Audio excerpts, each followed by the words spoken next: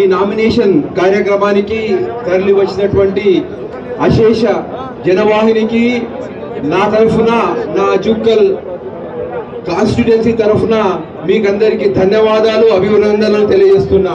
ఒక రాజకీయ నాయకుడి జీవితంలో 15 రోజులు చాలా ప్రాముఖ్యమైనటువంటి రోజులు. ప్రతి కార్యకర్తనే కాదు, ప్రతి టాప్ లీడర్ వరకు ఈ రోజు నుండి ఎలక్షన్ వరకు మిగిలేది 15 లేకపోతే 16 రోజులు. ఈ 15 రోజులు మీరు, నేను, మన నాయకుడు ఏ విధంగా పని చేస్తామో దాన్ని బట్టి రాబోయే 5 సంవత్సరాల మన జీవితం, మన రాజకీయ జీవితం, మన ప్రగతి, మన అభివృద్ధి ఆధారపడి ఉంటుంది. కార్యకర్తలారా, కాంగ్రెస్ కార్యకర్తలారా అర్థం చేసుకోండి.